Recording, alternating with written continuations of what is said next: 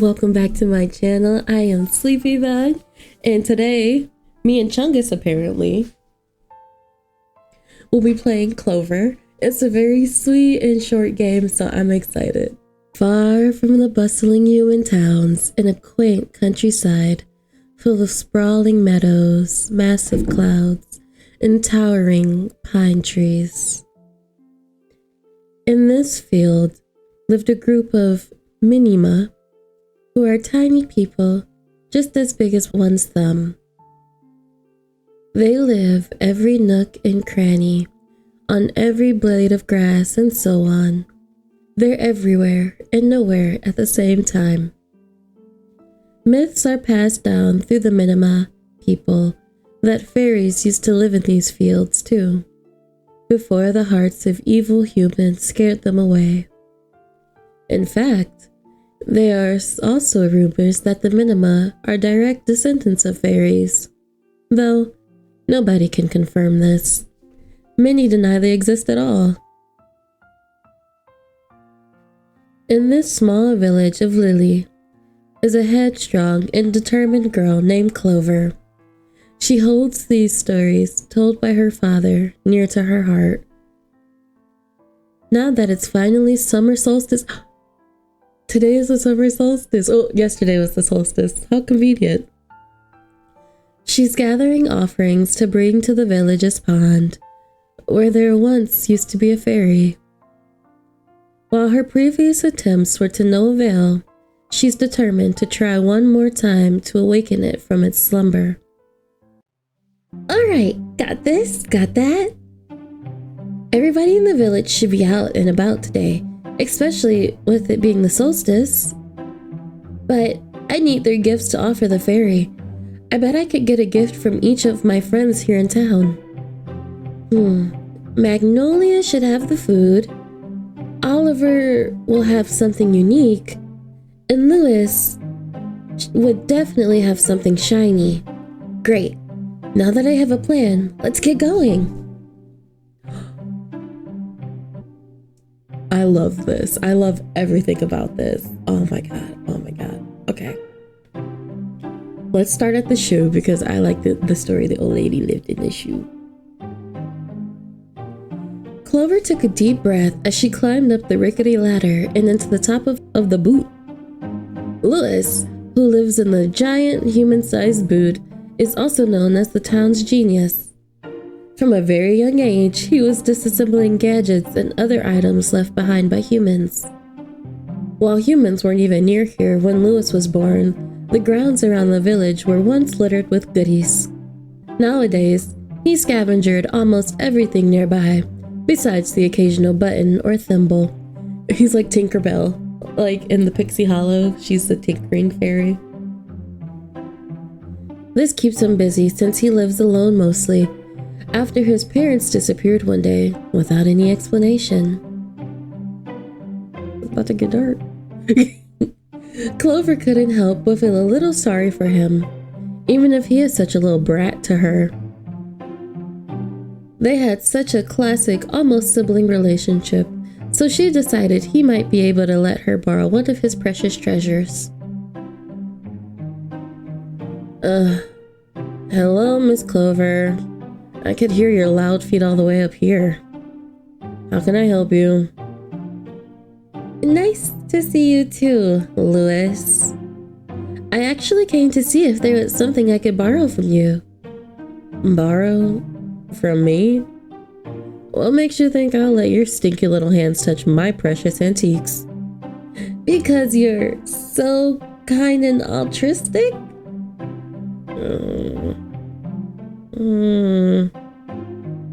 Come on, Lewis. Surely you have something I can borrow. With all this shiny stuff, the fairy won't be able to resist. You're still going on about that dumb fairy stuff? You tried last year, the year before. It's not dumb. If you don't have anything, I'll leave. Fine. Such a crybaby. Jeez. I suppose I could let you borrow something I won't miss. You mean it?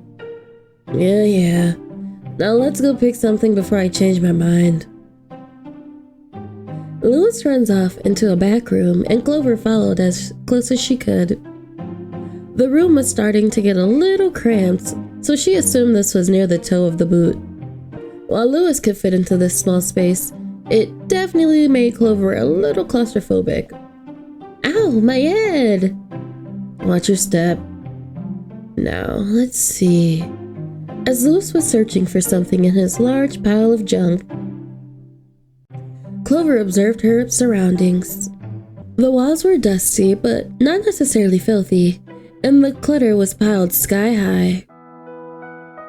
She couldn't help but notice a small area of the wall that was exposed and had several childlike drawings.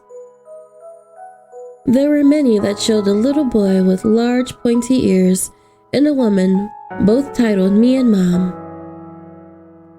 Each one pictured the boy with his mom in a field of flowers or with the sun shining bright. You're awfully nosy, aren't you? Oh, sorry, Louis. I saw these drawings and, I think they're, good? Uh-huh. Thank you. My artistic talent is beyond your comprehension. Sure. I'm glad you're able to remember your mom. Yeah, me too. Have you, found anything yet? Sorry, I don't mean to rush you. Yeah. Everybody's in a rush nowadays. I need this and I need that. 1 second. Louis dove into a pile of human buttons. These were everywhere around the village, but he had managed to pick up the best ones. Alright, which color? Brown or blue?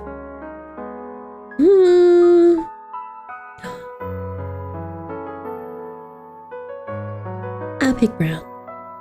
I'll take the brown button, please. It's unique, so I think the fairy will like it. Alright, here you go. You better return it. If not, I'll bill you twice the amount I would charge any other customer. Thanks again, Louis. It really means a lot to me. You're just lucky that I'm feeling generous today. And, good luck with the fairy stuff. Now scram! Louis shooed Clover out of his home and out the back door of his boot. Clover felt the weight of the button in her knapsack. It wasn't the largest button, but it was still very heavy. She knew Louis was a little hard-headed, but he had a good heart inside of him. She still had more gifts from her friends to gather, so there's no time to waste. Okay, we did the old lady in the boot. Let's go to the mushroom. This is my home. What should I do? Eat a snack, look outside, go back to the village, check items. Let's eat a snack. I made some delicious bread this morning. There's no sense in wasting it. Look outside. It's so beautiful today. Can you believe there's so much out there? The grass and flowers are so tall this year. It helps shade my little home, so I can't complain. Okay, let's go back to the village. We'll go to this little habit hole. Clover could smell the sweet scent of pastries wafting gently through the air as she entered the large dome-like bottle. She briefly closed her eyes to indulge in that feeling until the owner of the shop approached her. Hello there, welcome to...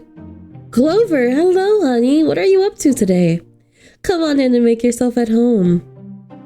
Hi, Miss Magnolia. Wow, it smells great in here. I'm actually here to see if you made anything special for the solstice. Made anything special? Hun, you should know that everything I make is already special. I'm teasing. What for? Is it for Oliver? Huh? Oh, no, not this time. I actually need something to offer this year to put at the fairy shrine, and you make the best bread. Oh, You're on that bit again, darling? Again? Yes, again. You know, this means a lot to me. This time, I'll really do it. I'm sorry, I shouldn't be so insensitive. What do y'all need? Maybe a slice of cake or delicious bread? Well, actually, I was thinking of using some fresh fruit you have. I know the strawberry plants are thriving this time of year, so that would be perfect. Strawberries, huh? They're pretty ripe, but awfully big. Why don't I come and help you pick a strawberry? It'll be fun, and the day's just starting. I've got some time before the shop officially opens.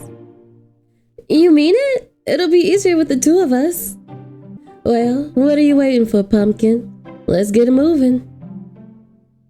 Clover and Magnolia made their way to the strawberry patch, which was located behind the bakery. The summer sun was stifling, but they found refuge in the occasional shade as they walked along the path. Magnolia's family has lived in this village for generations. They're the ones that brought the strawberries here from far away and cultivated them.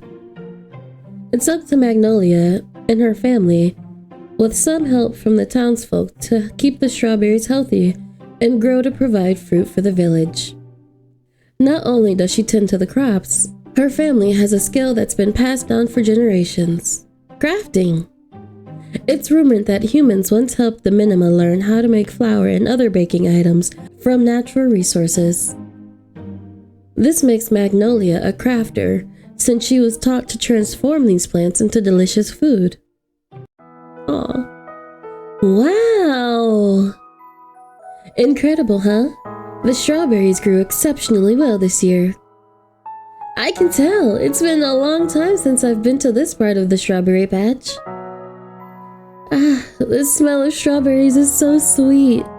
And my earliest memories were from here. Huh? Clover? What's wrong, Pumpkin? Oh, nothing. It's just... Coming to the strawberry patch reminds me of the times when my dad would take me here. Maybe that's why I don't come here very often, if at all, since... Oh, hon. I'm so sorry. I didn't think about that before I brought you here. But sometimes, it's good for us to be reminded of our childhood. For example, I remember your papa putting you up on his shoulders just so you could reach this one strawberry. I went out back because I heard so much racket, but it was actually your laughter. You were always so happy when you were with your papa. At least you have good memories, right? It's not your fault, Magnolia. It's been so long since he passed. But the feeling is still the same. It's beautiful yet bittersweet. I can't help but feel a little sad. My dad was really the only person who truly believed in fairies and read so many books to me. But I'm glad I have people like you in my life too. Aw, hon. Now you're just flattering me. I'm glad to have you too, Clover. We all are. It's true. I'll try and shake away the gloominess. Clover, you know you don't have to hide how you feel, especially around me. It's only natural that you still feel this grief. And there's so much love and effort put into these strawberries. Your dad was one of the ones that saved them when they had that long drought. Without him, there wouldn't be a patch to come back to. He'll always be here around us, so while you feel sad, be sure to enjoy the good times too. Things like that never disappear. Even better, why not make this a great memory too? What do you mean? Well, for starters, I ain't gonna carry you on my back, but I can help you pick the best berry. If you happen to summon that fairy or whatchamacallit, you can come back and tell me how the strawberry we'll pick today helped turn your dreams into a reality too. I'm sure that's what you want, and I know for a fact that's what your papa would have wanted from you too. You're so sweet and thoughtful as always. Thanks for reassuring me. I can't change what's in the past, but I can change how I approach things in the future. I'll always have my dad here in my heart. That's the spirit. You're stronger than you realize. Let's make that memory together in the name of your papa. I know that he would be so proud of you, hon. Now, which strawberry do you want to pick? The smallest, the largest. The smallest or the largest? Let's get the smallest one. I think I want to pick the smallest here. The smaller they are, the sweeter they taste. I bet the fairy will be really happy with a sweet one she could munch on, assuming fairies eat like we do. The two looked around the patch of berries, lifting up each cluster of leaves to reveal more hiding beneath the bush. They did this several times, almost in unison, until they find the perfect cluster. Clover dipped down below the bush and grabbed the smallest berry with her petite hands. Since it's so small, she can easily carry it in her knapsack. As Clover held the berry in her hands, she looked up and could see the flowing clouds above her. She closed her eyes for a brief second, but it felt like forever. Her mind drifted off. In her head, she could hear the sound of her and her father's laughter. The sound of the leaves crunching slightly underneath his feet. The smile on his face when she got so excited to be closer to the clouds. All of the happiness and sorrow in between. Magnolia chuckled at the girl lost in thought as she helped her down to the ground. Clover gently landed on her feet and shook away her daydreams. Hey, Magnolia? Do you think I could travel? As in, travel outside the village on my own? Well, I find that to be a mighty strange question. You, Clover, can do anything you put your mind to. This game is taking my life points. I don't know anything about what's outside the village, but I do know your papa did. If he can leave to gather food and resources, you have the right to leave yourself. But you know I'd still miss you and worry about you every day. You're like the daughter I never had. I'm always going to cheer you on. If you end up wanting to leave, make sure you say goodbye to us all and promise to come back one day. Oh, and don't forget to be safe. Maybe I could pick you a few pastries. I super duper pinky promise on it. I'll hold you to it. The two talked the entire trip back to the bakery, exchanging stories of Clover's father to one another. Some funny, some sad, some sweet, and others absolutely absurd. Clover wanted to preserve the memory of her father, and today in her head, because they both deserved to be remembered. She knew wherever she was, he was always there by her side. I love this game. She still had more gifts from her friends to gather, so there's no time to waste. And then we go to our next friend. I like the little house. Clover hopped gently onto each mushroom stair and made her way to the village's library. While it looked like the library was just a small flower house sitting on top of a log, the books are strategically hidden underneath to protect them from the elements. This library may be small compared to the other villages, but it's unique because it holds Minima's archives and an ancient human book. The book is currently unreadable due to its illegible manuscript, but thankfully contains several pictures of wildflowers. Oliver, the librarian, devotes his heart and soul to the village library.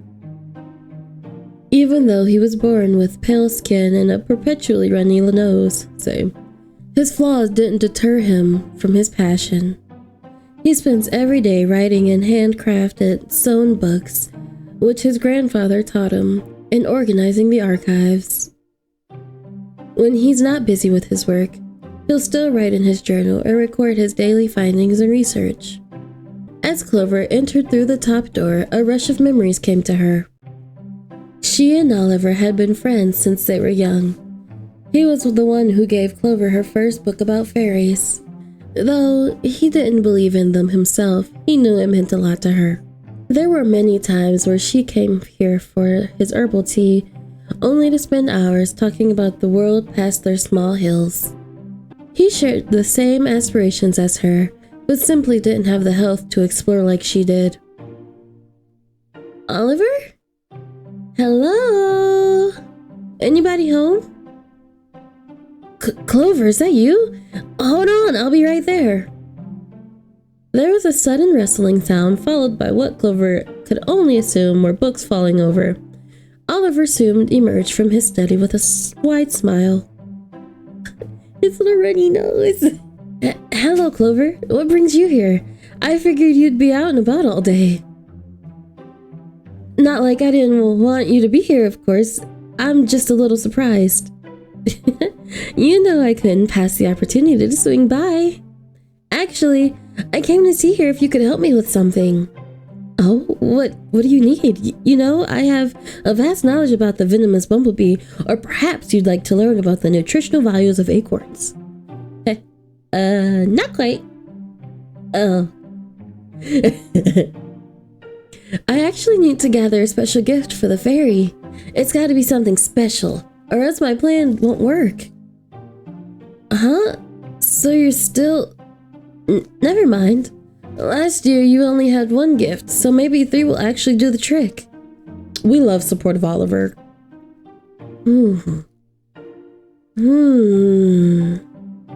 I've got it. Already? What is it? Well, it's not something I might have right here at the moment. I was, thinking of going to this new flower patch I found. Fairies like flowers, right? The flowers just bloomed, and they're in the perfect place to give them the right amount of sunlight. That sounds perfect. We'll pick a few petals and see if that helps attract the fairy. What a great idea. Always happy to help. He has a little quash. Well, what are we waiting for? Let's go. Headstrong as always. Oliver led Clover from the cozy library to the bright field. It took the pair a little while to head to the flower patch, but she knew it was worth the trek. As they traveled down a winding path, Clover looked up through the blades of grass and the sun and shielded her eyes so she could see. The size of it all reminded her of how small she was in this vast world. It was absolutely breathtaking. The sight alone filled her with more determination than anything has ever before. Not only will she be able to summon a fairy this year, but she might even be able to prove it. Oliver looked back and noticed the determined look on Clover's face. He couldn't help but chuckle to himself a little. He admired her strong willpower, determination, and wonderful personality. Oliver shook his head once and found himself drifting into thought. He usually does this on his walks, but it would certainly be rude to do so with company. We're almost there, I promise. Clover merely smiled at him, enjoying the journey before the destination. After they walked a little further down the path, they came to a large clearing. Oliver pushed through the bush to reveal an ethereal sight.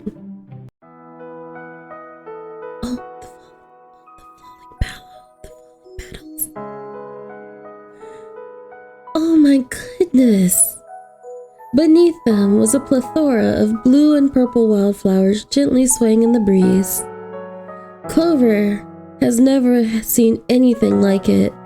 The flowers around the village were pink and yellow, not blue and purple. Her mouth was hanging open in pure awe. Oliver! This is amazing! If this doesn't attract the fairy, I don't know what will. I'm glad you think so. This past spring, I saw a new bird make a nest around here, so it must have carried some seeds from far away.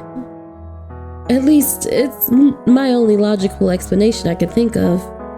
Really, thanks for taking me here, Oliver. Let's pick out one of the flowers together. The two rolled down to the side of the slope and began looking around for the best flower to pick. The flora towered above the two like pillars, creating a dreamlike reflection when Clover peered at them. At last, Clover and Oliver came to a circle where the flowers were small, but still fully bloomed. Which flower should she pick? Let's do purple. Purple is a sign of royalty and etherealness. Clover reached up to the nearest purple flower and gently picked off a few petals. As she stared at them, Clover swore they glittered like gemstones. She wrapped them up in some spare paper Oliver had found earlier and kept them in our personal knapsack. There, that's perfect. Nature truly is unpredictable and full of new surprises. Exactly. What's the matter, Oliver? Oh, it's nothing. I just wish we could stay in this moment forever. Well, I think I can spare a few minutes. Why don't we sit here together? Really? Of course. We came all the way out here, didn't we? Why not enjoy the scenery? Alright, I definitely won't argue. Clover brushed away some of the dirt and grass and sat down on a pile of fallen petals. Oliver quickly joined her, but decided to lay down instead. Hey, Oliver. What is it, Clover? Ooh, do you actually believe I'll summon the fairy? Do you think there's other places like this out there?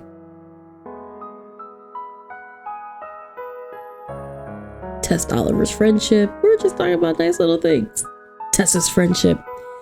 Do you actually believe I'll summon the fairy? Huh? Of course you will.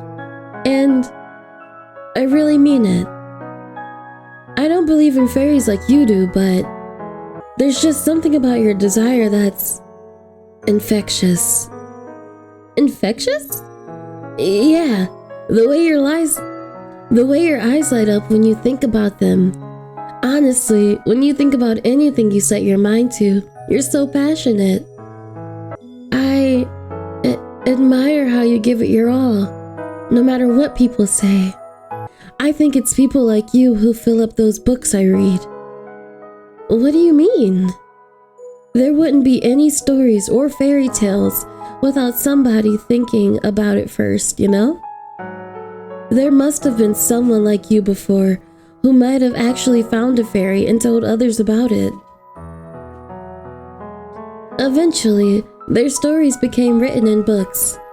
Books like those that inspire others, inspire you to do the impossible.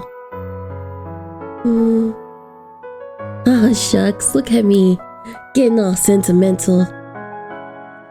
Oliver, stop it, you're gonna make me cry.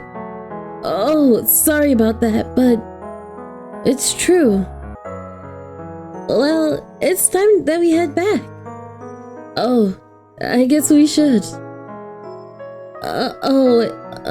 Clover? What is it? Do I have something on my face? No, I, have something to tell you. Huh? Is that happening, Oliver?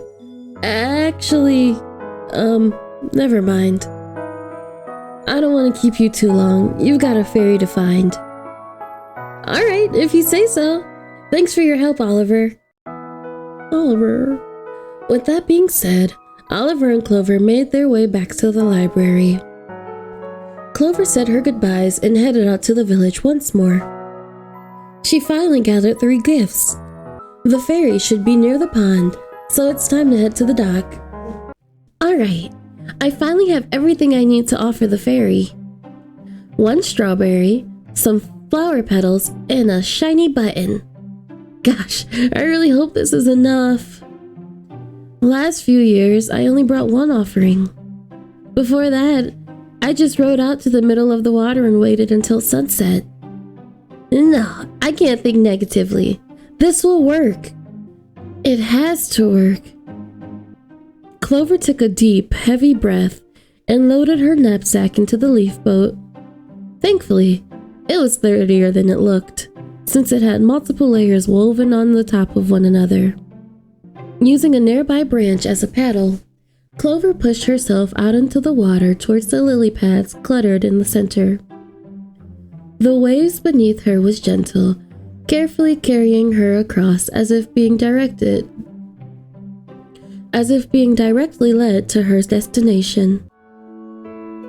After a few minutes of rowing through the water, Clover finally made it to the middle of the pond.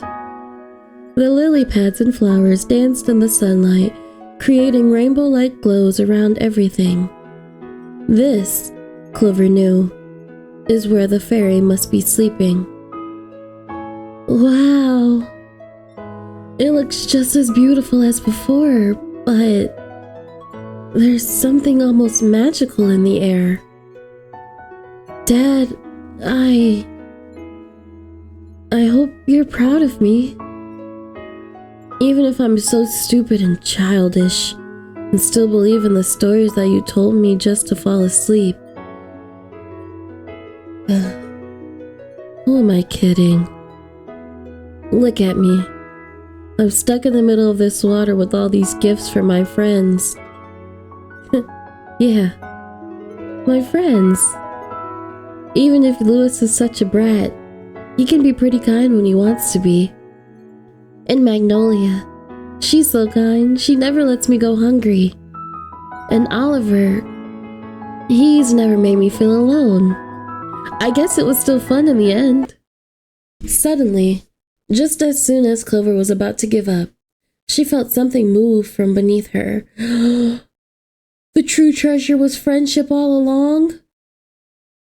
What the? Huh?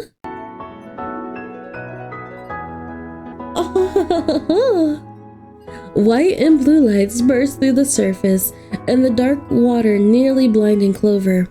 She fell back into the boat, almost swaying overboard. Before her very eyes was a fairy.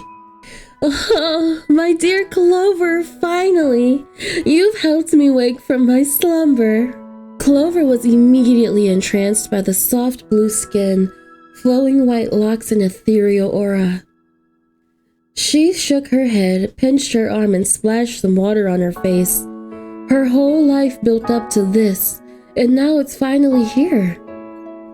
Are you real? Is this a dream? It feels like it, but not like it at the same time. Who are you? Who am I, you ask? I'm the guardian fairy of your village and this pond, Jatel. Jatel? That's correct. You gave me enough strength to rise again, Clover. These gifts you brought are a plus, too. What do you mean by that? How do you know my name? That's an easy question. I've been watching you ever since you were a little girl. I could feel it in the air when you were born. Something just shifted within nature itself. You, were born with such a pure soul, stronger than the average Minima. A pure soul? Yes! Us fairies were sent into deep slumber long ago to protect ourselves. I assume there are others like me who have forgotten to wake up, and that's when I heard your voice. I heard you when you were happy, when you were sad. I heard the way you talked about fairies, how you never gave up on your dreams. Every year, you would come out here and talk to nobody and let your voice be carried by the wind, even if it didn't seem like anyone was there. I was deep within the water, listening. I'm like tearing up. Every time you came here, Although you didn't know it, you were bringing me closer and closer to the surface. To be honest, I felt completely lost until you came along. While I could feel your father's desire to see fairies, he wasn't committed like you were. I mean, how could he? He was trying to raise a beautiful daughter. You heard my dad? Of course I did. He talked about you so much. There's nothing quite like a father's love for his daughter. Everyone loves you, Clover. That's one of the reasons how you helped me. Your love for your friends and father pulled me out of my sleep, and I couldn't thank you enough. I think you're finally ready to fulfill your dream too. What do you mean? This is already my dream, to see you. I mean your true dream. The one you've been telling me for so many years. You're finally ready to go out on your own and experience what this world has to offer. Do you mean... I don't know if I'm ready, but it's always been my dream. Clover, my dear, you've been ready, don't you see? However, there's one thing I need from you before you go on your journey. As a weak water fairy, my magical abilities are limited, but I can still use some of the energy you gave me to craft you something special. Craft me something like what? A necklace filled with my mana in your friend's love. You'll always be protected by its magic while you wear it. I just need a piece of you to make it. Let's see. Why not your hair? My hair?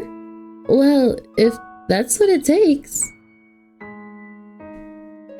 Clover unwrapped her ribbon, which her father had made her, and allowed the strands to fall gently past her shoulders. Like this? Perfect. Now hold very still. Well, here goes nothing. Clover closed her eyes tightly and felt the strands of her hair being removed from her head. There wasn't the sound of scissors or a knife to cut her hair, only the sound of water splashing up against the boat. Well, what do you think, Miss Clover? Not a shabby job. It'll grow back if you don't like it. Jatel showed Clover the mass of hair she had balled into her fist. With a gentle breeze, the strands dissolved into sparkles through the wind. You know, I don't think it's bad. I kinda like this. It's so breezy. Great. And now, as promised, a dazzling necklace reappeared in the hand where Jatel had held Clover's hair. The chain was a shiny brown, perhaps made of twine, with a bright green four-leaf clover charm in the middle.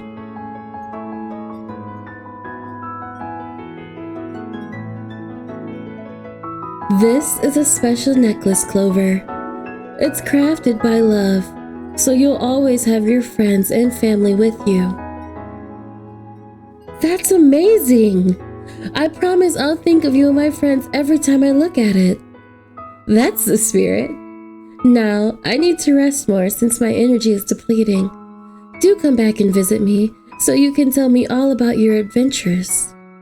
I hope you take this chance to leave your humble village and travel the world as far as you can see. Who knows, maybe you'll wake up other fairies.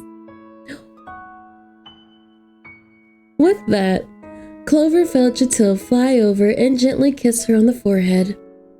The next thing she knew, Clover woke up back at the dock with her knapsack completely empty. A while later... Wow, what a crazy day! And it must have really happened because my hair is still short. I wouldn't have had it any other way. And Dad, if you're listening, just like the fairy did, I hope you're super proud. I made your dream come true, and now it's time for me to make mine happen. Clover took a deep breath and headed back to the village. She needed to pack and say her goodbyes to everybody and start her brand new adventure.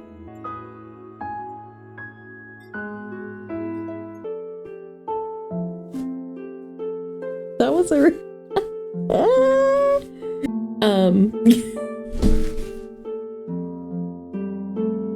that was a beautiful story. I'm speechless. I'm speechless. And y'all know I talk a lot, so for me to be speechless is wild. Okay. That was a beautiful game. I love the characters. I love Clover. This was so well put together, especially by a person who was working by themselves. As always, I will definitely put the link in the description, and I hope you play this. It's a quick click through game, and it was really nice. My heart is full. My heart feels full from this game. I'm happy. And as always, thank you so much for spending time with me, especially with our cozy games. Those are my favorite. And I hope that you stay so sleepy and oh so cozy. And remember that moment by moment, day by day, we are blossoming like a flower of lavender, calm, collected, and fragrant. And I will see you in the next one. Bye.